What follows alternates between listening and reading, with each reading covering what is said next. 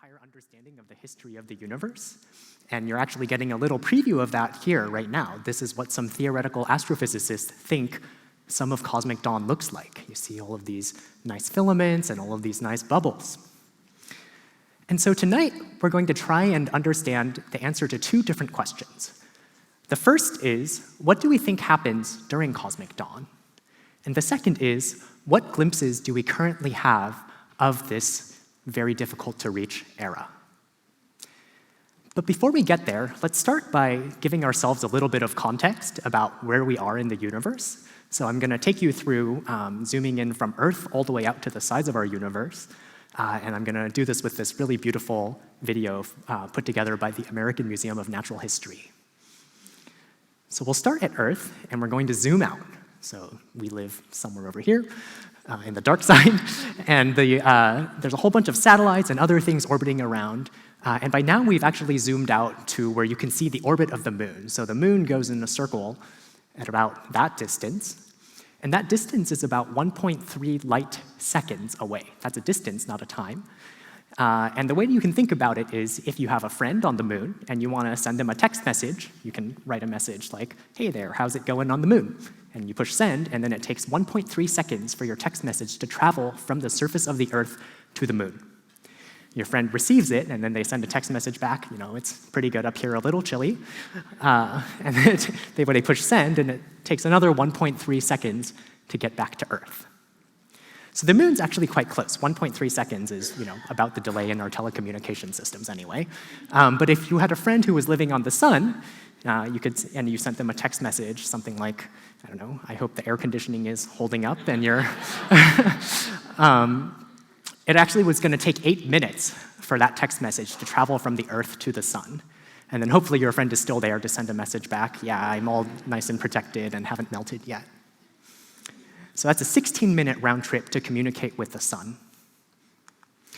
So all of these distances are actually quite close, because we're now going to start zooming out to the scale of the entire solar system. So we see all of the different planets, Mercury, Venus, Earth, Mars, Jupiter, Saturn, Uranus, Neptune, Pluto.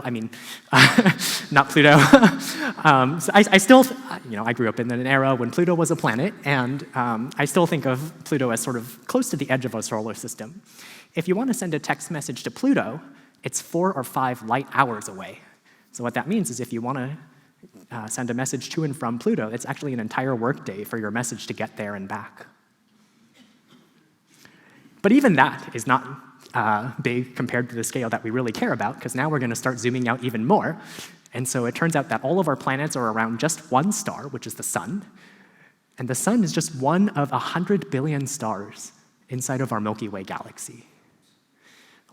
Even our furthest radio signals have barely traveled through this tiny fraction of the Milky Way galaxy. And this here is what you might have seen in some astronomical images. It's an artist's rendition of what our Milky Way galaxy actually looks like. We live somewhere over here. And as I said, there's 100 billion stars inside of the Milky Way. So what does that mean? Well, let's imagine that we are galaxies, each one of us. The number of neurons in our brain, there's about 100 billion of those.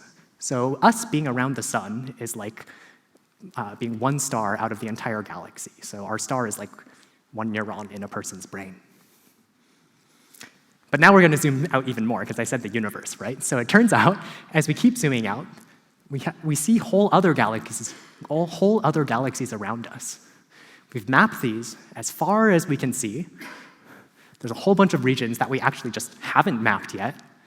And eventually we get to quasars, which are the furthest objects that we can see. If you saw the title slide, there was that little disk with the 2 jets coming out. That's actually an artist's rendition of a quasar. So inside of the universe over here, there's something like 100 billion galaxies inside of the universe. And as you saw, the distances now are getting quite crazy. There's something like 4 or 5 or more billion light years away. And what that means is the light that goes from this edge over here, which is 5 billion light years away, for it to get from there to where we are on Earth takes the entire history of the existence of our Earth. So one of the really wonderful things that you can do in astronomy is you get to time travel by looking really far away. So the farther away you look, the further back in time you are seeing. But we still haven't reached the edge yet. We're going to zoom out one more time. And as we zoom further and further out, look deeper and deeper, we actually see the afterglow of the Big Bang itself. It's called the cosmic microwave background, and that's a real measurement that we've made. And it's our cosmic horizon in space and in time. So it's the furthest back that we can see, like the furthest out that we can see, and also the furthest back in time. And so just to reorient you, we are here in the middle, looking out in all sorts of different directions. We're mapping all of these galaxies and all of these quasars and eventually this gigantic plasma sphere at the limit of the universe. Near us, we are seeing all of these galaxies. And as we go further and further out, the galaxies get too faint to see. You see that there's not things extending from this edge over here to the edge of the observable universe. And this sphere over here, by the way, is called the observable universe. Right now, as far as we know, we actually can't see outside of it. So just again, to give you a little bit of context about the vastness of the universe, I said before if we are sort of living around the sun is one of 100 billion stars inside of our Milky Way galaxy. And also turns out there's something like 100 billion galaxies inside of the observable universe. And what that means is, it turns out, 100 billion is a nice number. It turns out that every human who has ever lived on planet Earth, if you count up all of them from the beginning of prehistory and back, there's about 100 billion humans. So the universe is big. Okay, so this was a journey out in space, but we can actually also make this journey out in time. Because as I said, when we start, the further out we look, that's sort of like looking back in time. So we're now going to view the history of the universe as a timeline, with the outermost shell of that as the Big Bang over here on the left. And as we sort of zoomed in inside of that ball, we are moving here from left to right. So after the Big Bang, we start to make the first stars. So gravity pulls all of this material together and makes the first stars and the first heavy elements. Those stars coalesce into the first galaxies. Then after a few billion years, our sun actually forms, and our Earth and life shortly after. And hopefully, it's not just our Earth and our sun. We know that there are other stars and galaxies and planets, and maybe even life out there.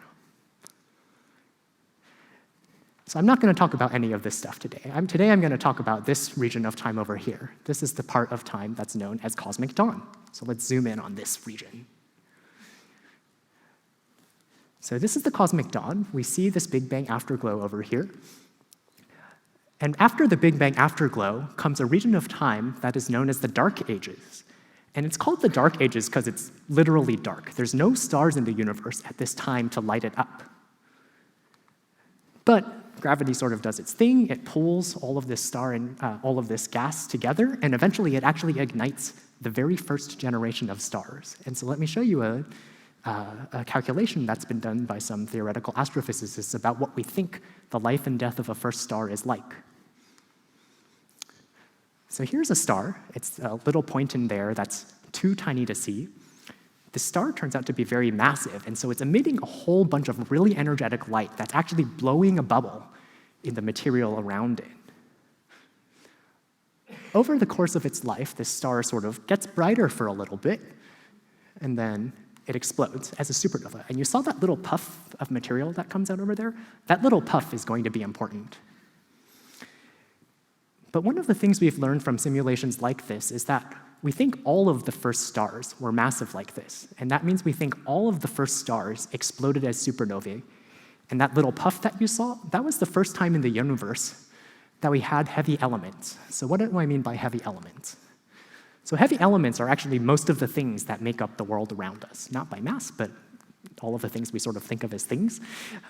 So heavy elements include things like carbon, which is sort of the building blocks of the organic molecules that make up you and I.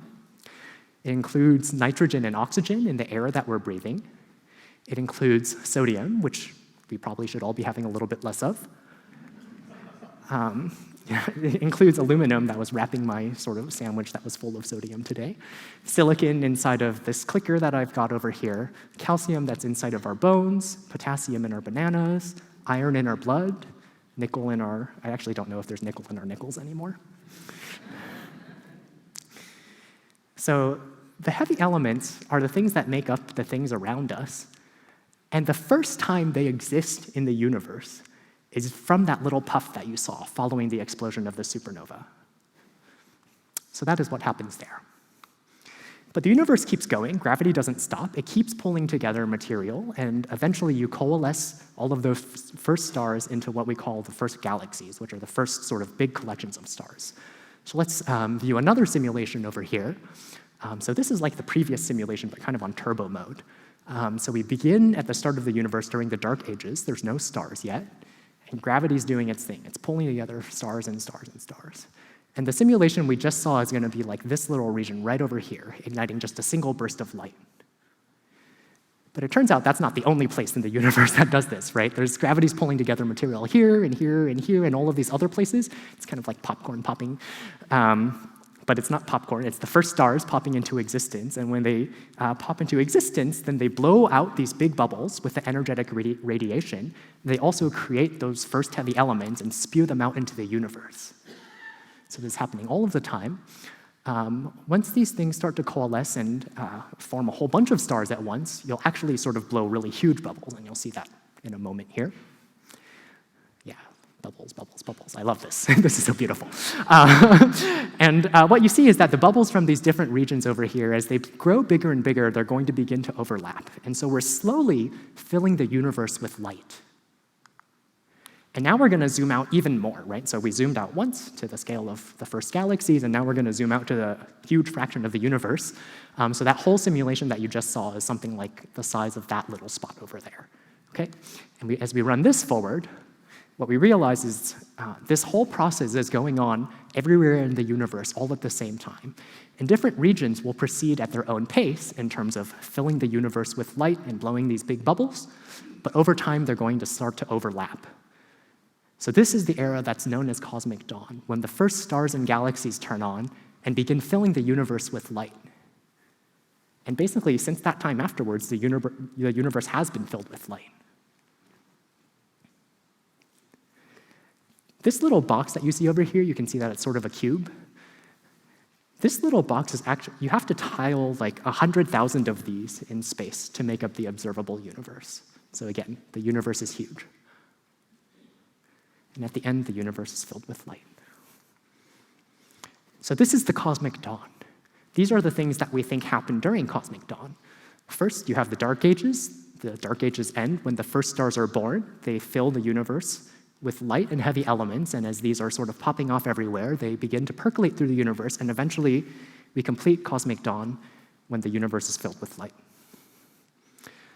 So I think this is a very vivid and also beautiful picture of what the early universe is like, but it's also entirely theoretical right now, because now we ask, what of this do we actually see with our telescopes?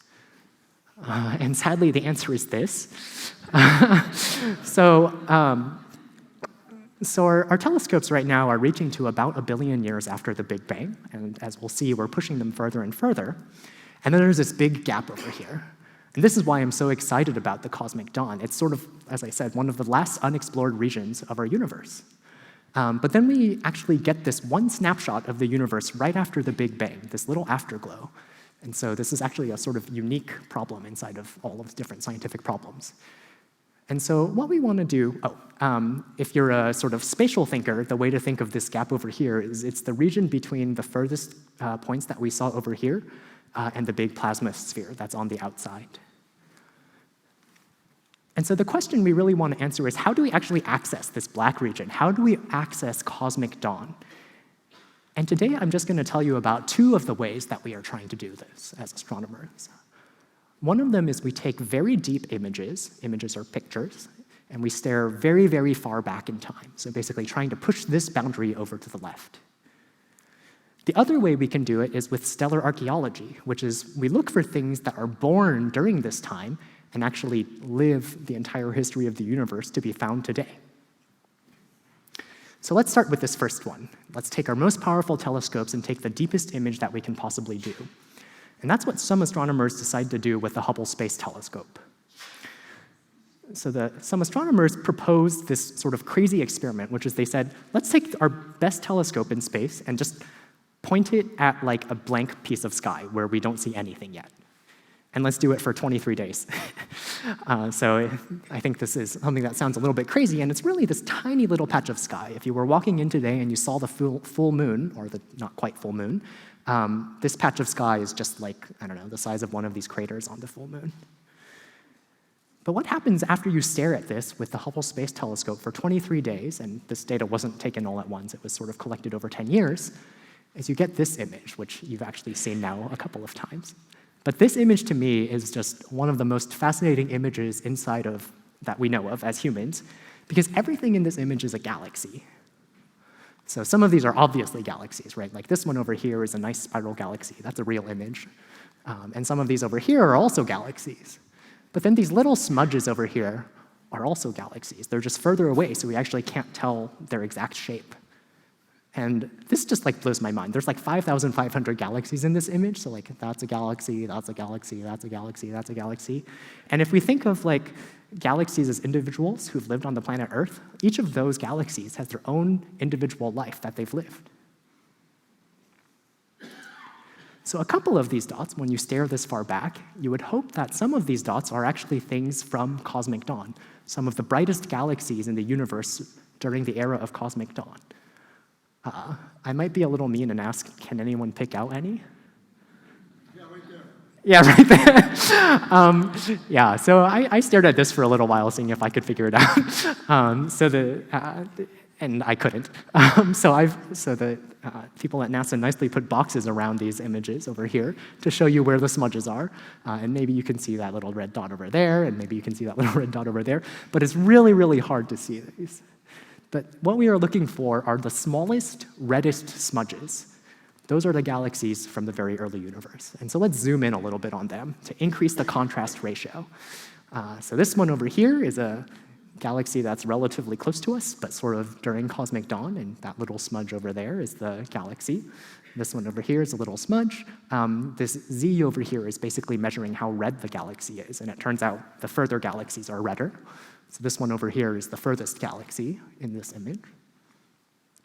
And so the fact that we have these little smudges and we're trying to learn something from them is why I say that right now we have glimpses of the cosmic dawn. We're just starting our journey to understanding this inaccessible era, very difficult to access era. And so we can continue. So we've been trying to peer out as far as we can over the years, and this sort of was revolutionized by this ability of Hubble Space Telescope to take these really, really deep images. But the thing that I'm getting really excited about is this thing down here. It's called the James Webb Space Telescope, and on this graphic, they smartly put future. But the future is almost here. So the James Webb Space Telescope right now is expected to launch in spring of 2021, which is about 2 years from today. And it's going to revolutionize our ability to peer back into cosmic dawn. As a matter of fact, it should reach something like, hopefully 200 million years after the Big Bang. So the James Webb Space Telescope has been billed as a successor to Hubble, the Hubble Space Telescope, but it's actually quite different. So the Hubble mirror is like, roughly person-sized.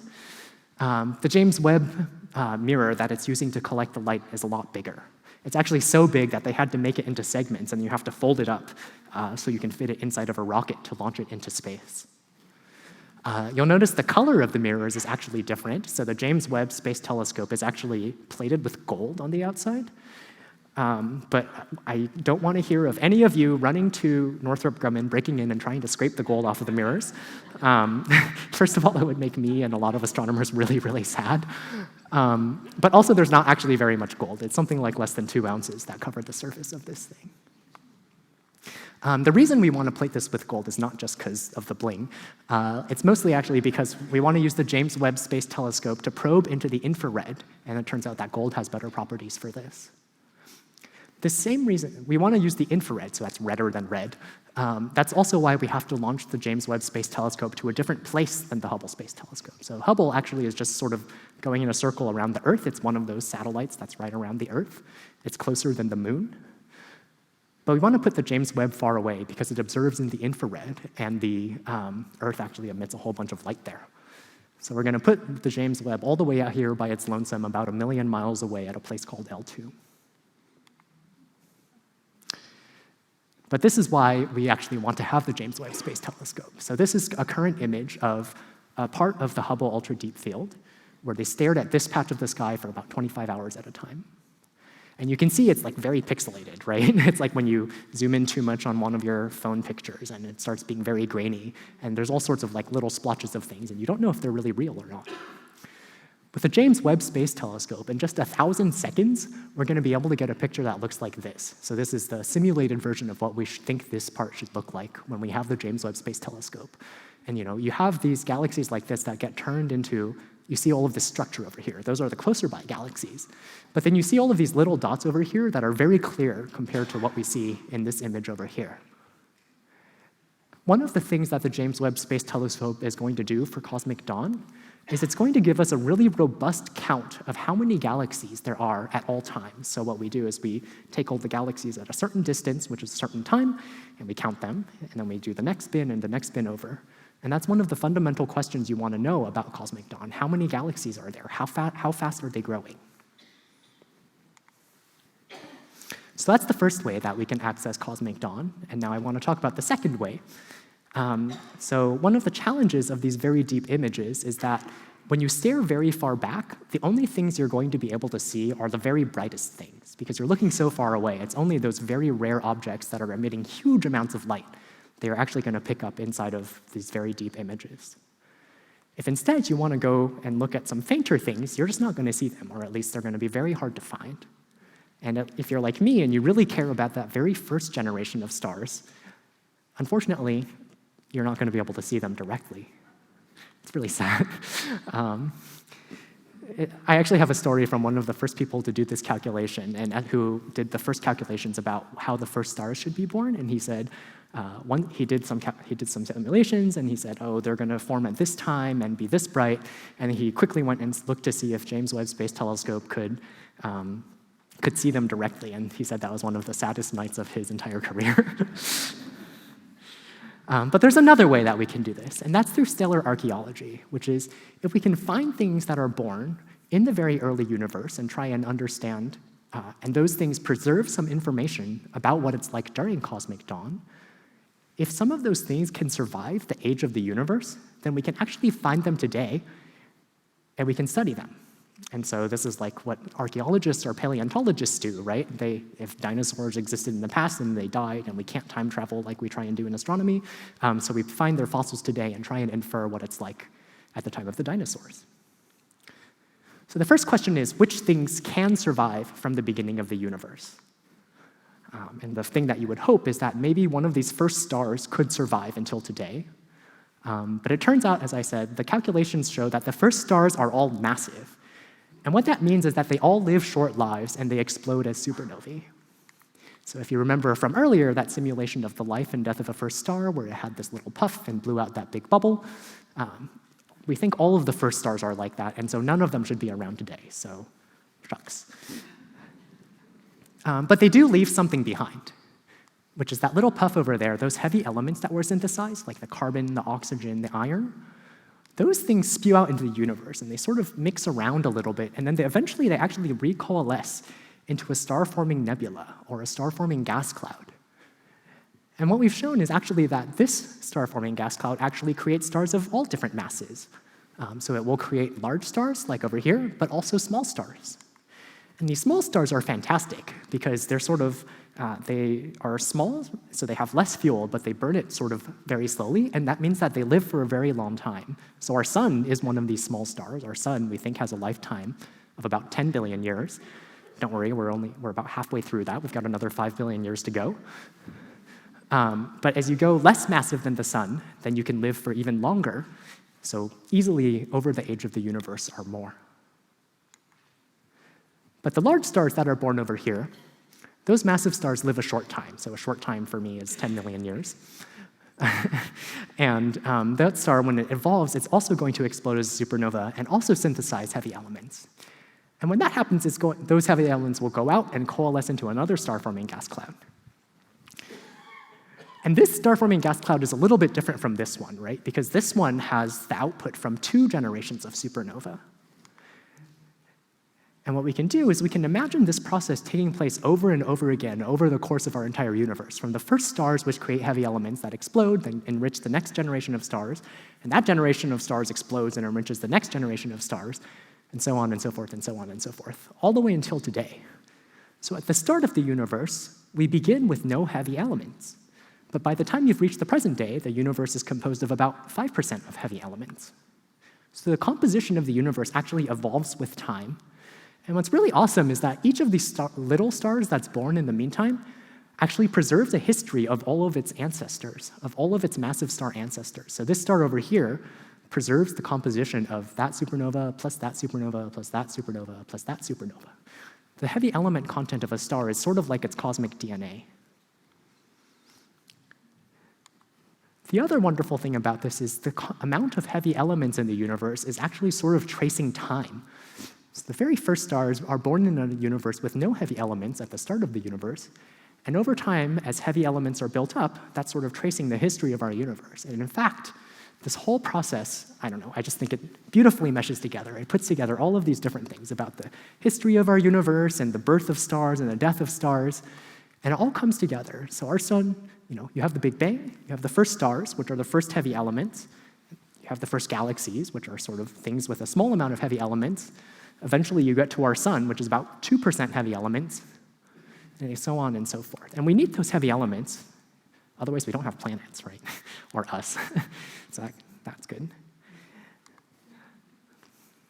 So it's very unfortunate. The first stars are all gone. But actually, they leave behind a trace. That little puff, those first generations of heavy elements get out there, and those ashes actually live on in you and me, right? Because we're around one of these stars all the way over here, or I guess I said somewhere over here. So all of our heavy elements, our carbon, nitrogen, oxygen, is from all of the supernova that went off before us. And so we are actually built of all of these. And actually, it turns out there's actually a little bit of us that's made in the very first stars. So about 1 teaspoon of us, each of us, was actually made in the very first generation of stars. And if you don't know what a teaspoon is, it's about that much of your finger. So I think this is really beautiful, because we're really cosmically connected in a way to the entire history of the buildup of the universe, and even to these very unreachable first stars. But that does us no good if we want to actually disentangle what's going on in the early cosmic dawn. What we really want to do is we want to look at stars that are like this, things that are born towards the beginning of the universe and have survived until today. So the thing that we as stellar archaeologists are digging for instead of our galaxy are low-mass second-generation stars. These are the oldest surviving stars, and we can actually find them inside of our own Milky Way galaxy. And the way we identify them is like this. So these first stars over here had no heavy elements, right? They started in the universe with no heavy elements. And then these second-generation stars have almost no heavy elements. Okay, here's another image of a just random place in the sky, but not quite so random, because I picked it such that one of these stars is actually a relic from the cosmic dawn. And it looks like we can't actually see it, so I'll zoom in a little bit. So that little dot over here that you can barely see, which is that dot over there, is actually the relic from the cosmic dawn. And if you ask me, how do you know that? By looking at this image, I put it in the middle. But really, just by looking at pictures of the sky, we can't tell this. What we have to actually do is we have to figure out how many heavy elements are inside of the star. So let me tell you a little bit about how that works. So if you've ever taken a prism and looked at the sun, and you sort of hold it up to the sun, then what you'll see is a rainbow. We call it a spectrum because it's all different colors. And it goes from purple all the way up to red. And if you look really carefully, you'll notice that it's not a continuous spectrum. We don't have all of the colors. We're actually sort of missing some colors in these dark bands. And what those dark bands are actually the different elements in the surface of the sun that are absorbing light. And by analyzing those dark bands, by looking at how deep they are, we can figure out what the composition of a star is. So we can do this for the sun, we can do this for all of the other stars. And the basic way to think of it is that the darker the band, the more of that element is there to absorb light at that specific color. Now, what I actually do is not holding up prisms to stars, which, although that would be kind of cool. So what we want to do is we don't look at the sun, because the sun is too bright, and it's not a second-generation star. We want to do this for a whole bunch of stars, and those stars, unfortunately, are farther away, so we have to gather a whole bunch of light from them before we can split them up into all of these different colors. The point of this is that we have to go to huge telescopes. And basically what we have inside of here is a very fancy prism that splits up light into all of its different component colors. So to give you an idea of what I stare at every day, this is how we measure heavy elements in stars. So for a star like the sun, there's lots of heavy elements inside of it. And so the dark bands over here correspond to dips in the light over here. So we basically take how bright the star is at all of these different colors and plot it like this. So here is purple, and here is less purple. And by looking at the depth of these lines over here, based on the characteristic fingerprint of each element, we can figure out how much of that element is inside of each star. So the sun, as it turns out, has about 1 iron atom for every 31,000 hydrogen atoms. But then you find stars, very rarely in the universe, that are like this.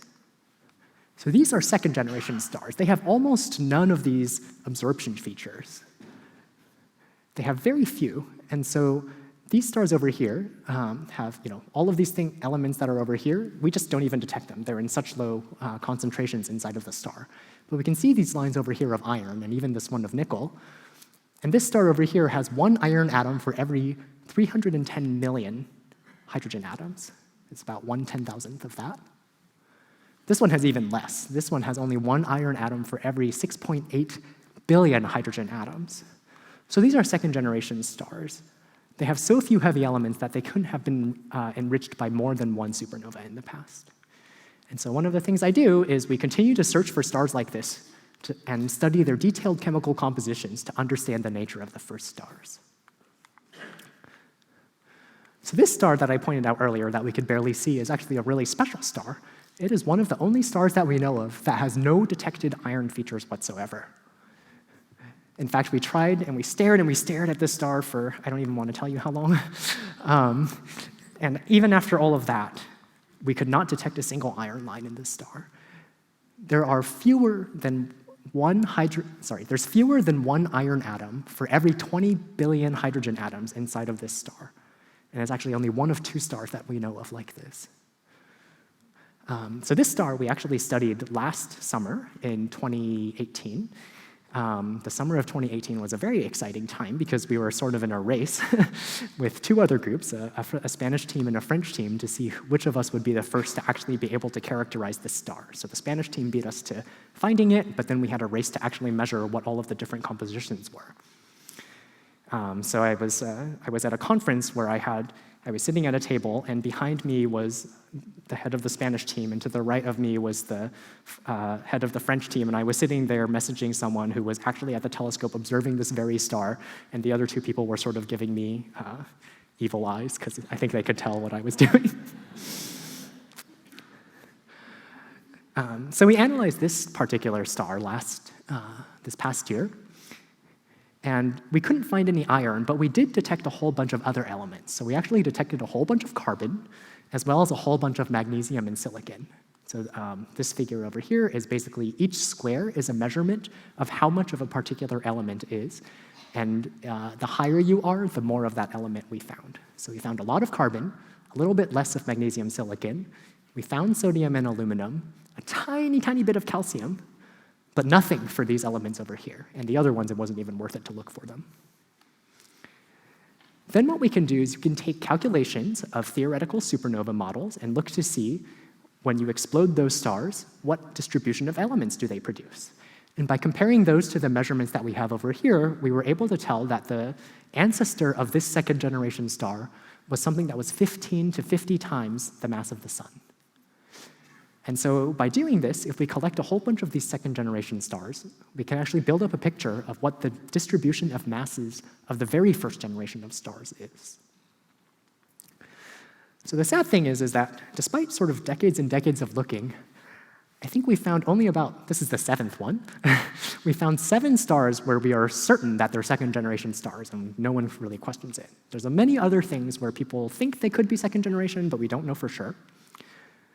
one of the really challenging parts about this is the stars that we're finding now are really, really faint. In order to split their light up into all of those different colors and figure out what their chemical composition is, it just takes a lot of telescope time. And so what I'm really hoping for, so there's actually a lot of things we can still do, but what I'm really hoping for is that this thing gets built. So this is the Giant Magellan Telescope, and I go to the Magellan telescopes, and so they sort of, a very crude way of putting it is they took 7 of them together and called it the giant one. And this one's going to collect so much light that it's going to enable us to actually reach out to some of these farther away second-generation star candidates and actually analyze to see what their composition is. When we have this, we'll be able to make this number go from 7 to 700. So that's really it. I want to just remind you about what we talked about today. So the first thing is that this is the era that I'm interested in, which is the era of the cosmic dawn. And in the cosmic dawn, we have this very vivid theoretical picture that we have the formation of the first stars, they explode in all of these bubbles, and eventually those bubbles overlap and the stars and galaxies light up the universe. And this is really exciting because it's basically unexplored territory. We see the Big Bang afterglow, we see galaxies back as far as we can, but there's this big gap. And in some sense, it's really the last piece of the universe that we have yet to just do anything in. I've told you about 2 ways that we can access the cosmic dawn, both with telescopes today and with telescopes in the near and farther future. One of them is to stare very far back. We're doing it right now with the Hubble Space Telescope, and we hope to do it with the James Webb Space Telescope, which will allow us to see the brightest objects all the way back through here. And the other way is through stellar archaeology, where we find surviving relics from the early universe inside of our own Milky Way galaxy, and we go and try and figure out their chemical compositions with the largest telescopes on Earth, such as the Magellan telescopes right now, and hopefully the Giant Magellan Telescope in the future. So thank you for your time, and I will take any questions.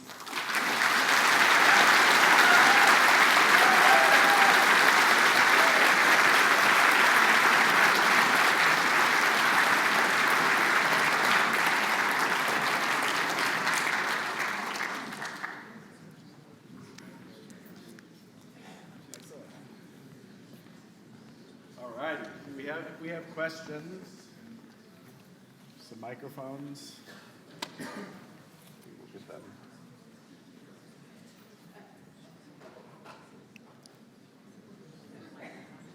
All righty, that's good. We can put that one there.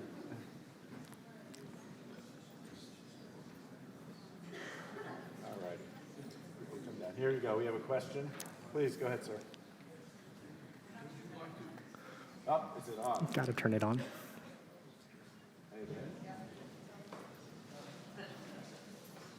Well, say it and I'll do it for the first one. What are your thoughts about the possibility of multiverses, of other universes, maybe with other physical laws that might have existed at this time too? Where are they? Why did they come? That's it. Yeah, so the question was about what are my thoughts on multiverses outside of our universe, and where are they, how do they come, and so on. So I guess there's sort of a couple questions. One is, do I think that there are multiverses? And the second is, do I think we know that there are multiverses? And I'll answer the second one first, because that one's easier, which is that I don't think we know that. So right now, this is the extent of our observable universe, and that's it. And like the observable universe is sort of by definition the part of the universe that we can see. And in some sense, the definition of the multiverse is things that are outside of this. And so, as far as I know right now, there's no good evidence about whether the multiverse exists or not, but I would say that if you define the multiverse as a universe outside of our universe, we literally can't see it. But in terms of the question of whether there could be things out there, we've only seen out this far. We haven't seen out over here. My personal opinion, and this is my opinion, and I don't think there's good evidence to support this either way right now, is that I don't see why there shouldn't be.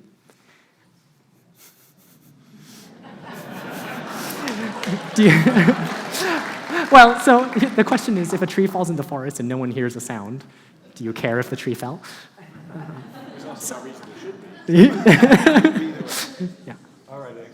Do you have a question? I don't know if the mic's on. We'll try it, though. No, we'll repeat it. Go ahead and say what you want. I was just going to ask, since you did bring up that idea that we always hear, like, that we're made of star stuff. Since you do study this in such detail, I was wondering if you could talk at all if that affects you in your daily life, or how you take in that information. Yeah. Yeah, so this really excellent question is, we know that we are all made of star stuff, and does this affect me in my daily life and just sort of my own philosophy of life? I think yes, because in some sense it's really beautiful that we're just like so cosmically connected to everything, right? It really matters that, like, it mattered for our being, like, what happened in the past. In some sense, in some sense you might say, well, these are things that all happened in the past. Like, what do they matter? And they matter. They make up, like, us, right? So I think that feeling of cosmic connection, at least, is one of the reasons why I think that this topic is so fascinating. You mentioned first the heavy stars form, and then over generations and generations, eventually galaxies form. So do we think that individual stars form as groups, then galaxies form? Or was it like, I know there's some top-down views where galaxies first form, and then stars form from there. So could you elaborate on that? Yeah, so the question is sort of about the order of star and galaxy formation. So the picture that I showed here was that first stars form, and then sort of galaxies form after that. And the other way of thinking of it is that galaxies form and then the stars form within that. And the answer is both are sort of correct, depending on which time in the universe you're in. And it's sort of actually one of the fundamental differences between what stars are like. It depends on what you mean by galaxy. So if a galaxy is a place where you form stars, then by definition, all stars form in galaxies. But we sort of think of galaxies as these bigger things, these bigger reservoirs where you can form some stars and they can explode, and they actually won't disrupt the rest of the galaxy. Things in the universe don't really become big enough to be not disrupted by those supernova explosions until a little bit of the ways down. So in this very early era, when you saw those first stars exploding, when they explode, they just like blow apart everything that's inside of the thing that it formed in. And then you can argue about whether that is a galaxy or not. And there's actually a debate that astrophysicists have about what exactly is a galaxy. But I would say that in that picture, most people would not consider that a galaxy because it wasn't able to survive the supernova blast. But once you get to this era over here, then you start having things that can survive the supernova blast. And then I think you would call those galaxies, and the stars form inside them. So it sort of switches somewhere around here, but it depends on what you mean by galaxy. What precisely do you mean by dark ages? What precisely do I mean by dark ages? Yes, so I mean literally this time between here and here. So it's after the Big Bang, afterglow. So it's not literally that there's no light. And as a matter of fact, the whole universe is constantly permeated with light from the Big Bang. That's why we get to see the light from the Big Bang. But what I mean is that there's no light that's coming from stars. And so the end of the dark ages is when the first stars turn on over here. So this afterglow over here is permeating throughout the universe at all times. We can see it at that particular time. But there's no light that's coming from stars. Okay.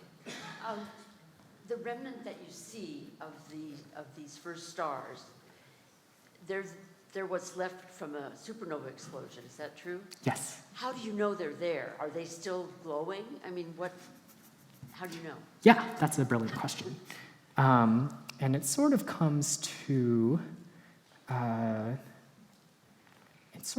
this, which is those things that explode and get out there, they get mixed and they get trapped inside of these second-generation stars. And so the fact that we try and trace the composition of the supernova ejecta from those first stars by looking at these stars over here and saying that these, the heavy elements that we see in these stars are tracing what those first stars made. But otherwise, if it wasn't for this, they're just here, right? Like they're in us, they're in everything. They just get all scrambled about and you don't know which element was made in a first star and which was made in a second or third generation star. Yeah, there was a paper published some years ago on the results of the Wilkinson microwave background anisotropy probe, and it seemed to indicate that, or at first everybody assumed that the universe would be evenly distributed everywhere, but they seem to find an axis, and they even called it the axis of evil. and I, because it wasn't expected, and I asked the guy at Northrop on the James Webb Telescope, because I was on that team, and he's the chief scientist, and I asked him about it, and he says, yes, that's true, but we don't know whether we're rotating around it or anything. Do you know anything more about that? Because I couldn't find any more information. Yes. So the answer is I don't know very much about it, but maybe I can clarify what I think about it. So this afterglow of the Big Bang over here, so the Wilkinson, I forgot the rest of the name, but WMAP is the thing that measured, is one of the things that measured this Big Bang afterglow. And one of the things that it found is that there's these patterns inside of it. They're really, really teensy tiny patterns, but they're actually the seeds of what makes all of this afterwards. Now, one of the things is when you look across the whole sky, so that's mapped the whole sky, I guess I should actually go out to this one, it's like a 3D view surrounding all of us, right? And what I think that the axis of evil is it's basically, if you look at one part of the sky and you look at another part of the sky, on like, if you take 1/4 of the sky and you look here and here and here and here, it seems like there's an asymmetry in that direction. And so they think maybe this is an axis of evil, maybe this is an indication of like colliding universes or something like that. So the problem is that, and this is the fundamental challenge, it could be that, it could be due to chance, and we don't know, because we only get one universe to study. And it just could be that by chance, it was a little bit more in this direction and a little bit less than that direction, or it could be because of some underlying reason. Unless we can find another compelling reason to believe one thing or another, they say extraordinary claims require extraordinary evidence, and I would say that seeing things outside of our universe is considered extraordinary.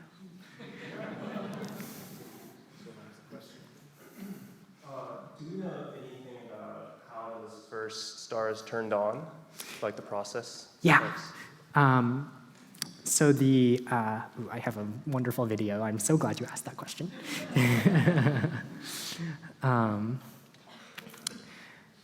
So it happens actually the way that stars sort of coalesce inside of our universe normally, which is basically gravity starts pulling together material, and it keeps pulling together material, and what you have to do is basically, to make a star, you have to squish that material down until it's really dense, and you ignite nuclear fusion at the center.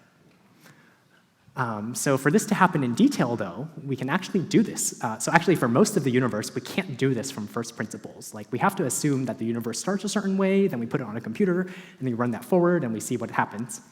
But actually, for the very first stars, you can do this completely from the beginning. You can use the initial conditions, we call them, the way the universe began, and just run the laws of physics forward and see what that is. And this is like this beautiful simulation by Thomas Greif showing exactly how when you zoom all the way in, so this scale over here is really tiny. It's the distance between the Earth and the Sun, 8 light minutes. And we're looking at the formation of one of these. Oh, it's not going. Now it's going. And so actually, the first stars are born in a disk. And the material to get onto this first star has to come in through the disk. And this is actually a really complicated and interesting process. But basically, you have to get the material from the disk onto the star, and it ends up being a lot more difficult to understand this process. It's really, really interesting. You'll see actually that there's this big star that's forming in the middle over here, but actually there's also pieces of other stars, protostars, that are actually also happening inside of this beginning of the universe as you're sort of putting material through gravity to squish it together. One of the big questions right now is actually, will this thing merge into here, or is it just going to fly off onto its own? And we really don't know that, because our best simulations right now can only run this forward for 9 years at a time.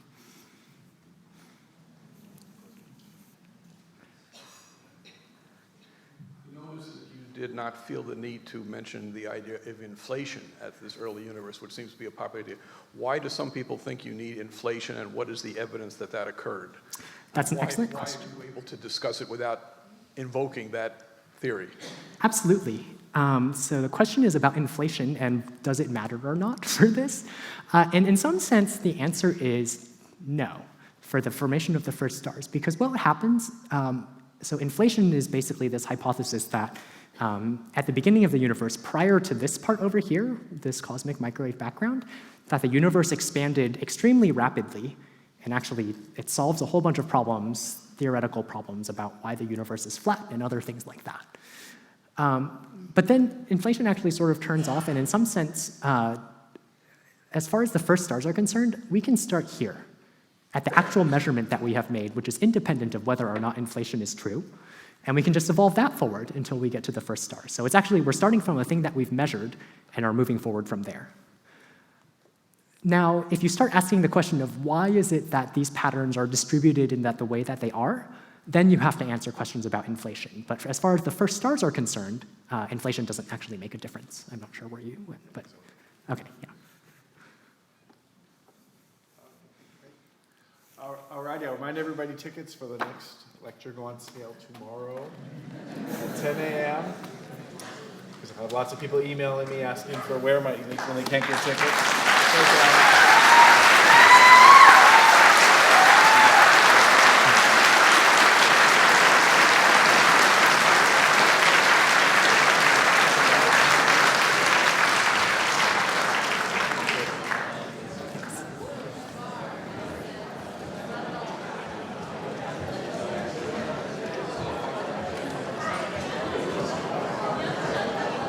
Thank you. Thanks so much for